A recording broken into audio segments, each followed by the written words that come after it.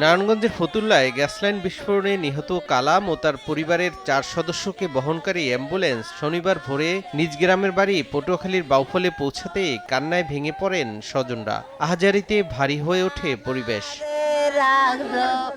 পরে উত্তর কনকদিয়া সরকারি প্রাথমিক বিদ্যালয় মাঠে জানাজা শেষে পারিবারিক কবরস্থানে চিরনিদ্রায় শায়িত হন কালাম, তার স্ত্রী সাইমা বেগম, 2 মেয়ে মুন্নি ও কথা এবং একমাত্র ছেলে মুন্না। এলাকাবাসী খুবই মর্মাহত। ভবিষ্যতে এরকম দুর্ঘটনাগুলো থেকে আল্লাহ আমাদের সাহায্য করুন, আর আমাদের সতর্কতার জায়গা থেকেও আমরা যারা ব্যবহার করি তারাও যেন এ ব্যাপারে আরও সচেতন হই।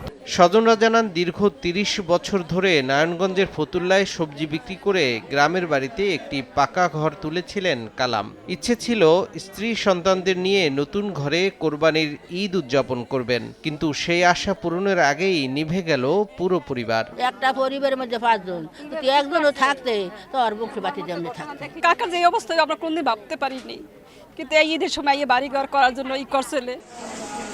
এদিকে একই পরিবারের 5 জন নিহত হওয়ার ঘটনায় ভয় ও আতঙ্ক বিরাজ করছে ফতুল্লার ওই বাড়িতে। অপর 2 ফ্ল্যাটের ভাড়াটেরা বাসা ছেড়ে চলে গেছেন। বাড়ির অন্যান্য ভাড়াটেরাও এ মাসেই বাসা ছেড়ে দেওয়ার প্রস্তুতি নিচ্ছেন।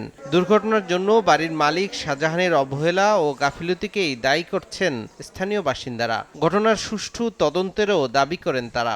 যখন দুর্ঘটনা হয়েছে আমরা যে ওই বনে কোনো নিশ্চিত নাই, কিন্তু আমরা এই কারণে রুম ছাড়িয়ে দিয়েছি। আমাদের মধ্যে ভয় আতঙ্ক আছে, তবে এখানে আমি বাড়িওয়ালার দোষটাই দিতেছি এই কারণে উনি মনে হয় অনেক দীর্ঘদিন থেকে এগুলি দেখাশোনা করতেছে না।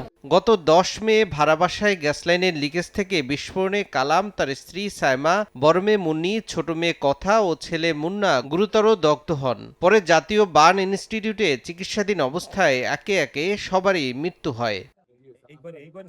তৌফিক মাহমুদ, সময় সংবাদ।